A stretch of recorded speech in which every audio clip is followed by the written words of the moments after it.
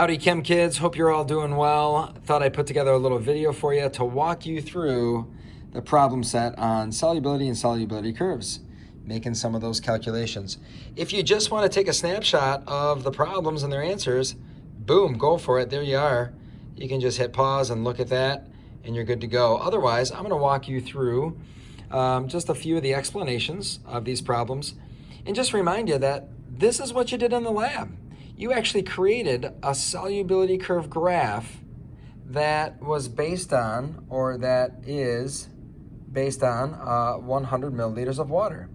Did you use 100 milliliters of water? No, of course not. That would have been a lot of water and a ton of salt that we would have had to add to that test tube. So we used 15, 8, 10, 12 milliliters and then just set up a proportion so that we could get a graph based on 100 milliliters of water. So that's what this problem set is about. That's what you're pretty much doing in all these questions, is you only have access to this graph, but yet some of the questions ask you, well, what's going to happen if you only have 50 milliliters of water? Or what's going to happen if you only have 25 milliliters of water? And so you just use a proportion. No big deal. Let me walk you through some of these questions. Number one. This one's just reading the graph. It says if we measure the solubility of a white solid, we don't know what the solid is, but we measure it carefully at 23 degrees Celsius and we find that, we can fit 36 grams on 100 milliliters of water. Which solid might it be? Well, of course, we just read the graph. We come over here and figure out what we can do at 23 degrees Celsius. We find 23 degrees Celsius right about here, and we see that right about there, both sodium chloride and potassium nitrate are giving us about 36 grams per 100 milliliters of water. That's why both of them are written for number one. If we look at the next problem, number two, it says how much sodium nitrate will precipitate out. Remember, that means fall out of the water, just like precipitation falls out of the sky. If you have 100 milliliters of a saturated solution, remember saturated means we're right on that line at 100 degrees Celsius. And then it cools down to cools down to 10, not 110. So if I go to the graph and I look at 100 degrees, I find that, I can fit 180 grams and 100 milliliters of water. But at 10 degrees Celsius, I can only fit 79. So 79 stays dissolved, and if I subtract 79 from the 180, I'm going to get 101 grams that have to precipitate out. If you look at the next question, we made a solution that has 40 grams of potassium nitrate and 100 milliliters of water at 100 degrees Celsius, and it cools to 25 degrees Celsius. How much of this potassium nitrate would precipitate out? So again, I go to the graph, I look at 100 degrees Celsius, I look at potassium nitrate, and I figure out, I can fit 246 grams in there, so 40 grams is no big deal. But at 25 degrees Celsius, I can only fit 37. So the 40 that I have in, and now with the new temperature only being able to hold 37, I'm going to lose 3 grams. 3 grams is going to precipitate out of the solution.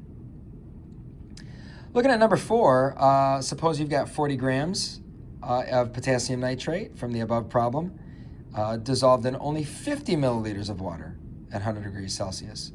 Well, that shouldn't be a problem. Again, if we just set up a proportion for 50 milliliters of water, we see that, half the water means we're going to have half the mass. 246 halved is going to give us 123. So that 40 grams is still going to stay dissolved in 50 milliliters of water. This is telling us that I can fit 123 grams. I can dissolve 123 grams in 50 milliliters of water. No big deal. But if the solution cools to 25 degrees Celsius, what happens? Well, at 25 degrees Celsius, again, I can only look at my graph.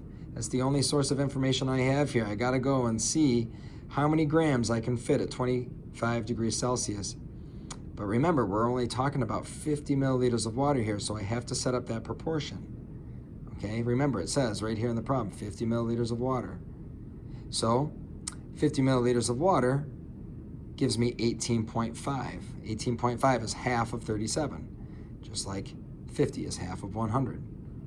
So if I have 40 grams in there, at that new temperature, at 50 milliliters of water, I'm going to have only 18.5 that's able to stay dissolved, which means 21.5 grams of potassium nitrate is going to precipitate out.